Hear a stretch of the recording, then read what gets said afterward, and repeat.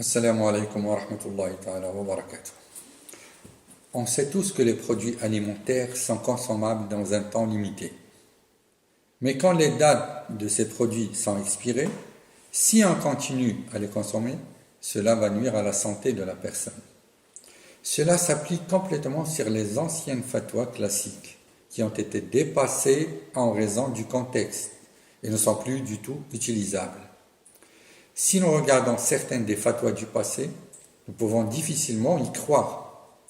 Des fatwas sur l'interdiction de la radio, de la télévision et de la photographie, l'éducation des filles étudiée dans les universités occidentales et l'interdiction d'apprendre d'autres langues et l'interdiction de tout ce qui vient des pays non musulmans.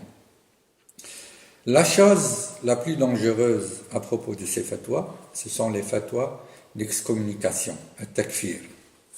Ces fatwas doivent être interdites et criminalisées. Ces fatwas, d'une manière ou d'une autre, ont contribué à la division de la communauté musulmane. C'est pourquoi ces fatwas sont devenus révolus et hors contexte. Il faut que les grands savants religieux musulmans disent leurs mots.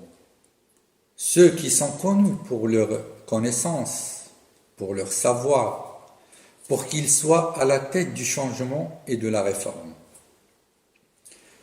Le discours religieux actif et positif dans son environnement doit être humain, rationnel, équilibré, éclairé, issu des besoins et des exigences de l'homme, et conscient de sa réalité et de son environnement national, régional et international.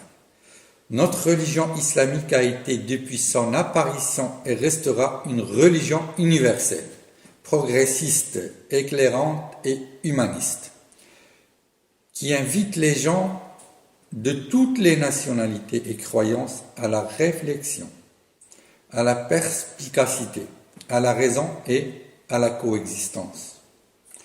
Tout intellectuel, penseur, écrivain, scientifique, cheikh ou prédicateur qui poursuit des discours racistes, superstitieux et sectaires ont fait obstacle au progrès de sa patrie et de sa nation et contredit l'universalité du message de l'islam.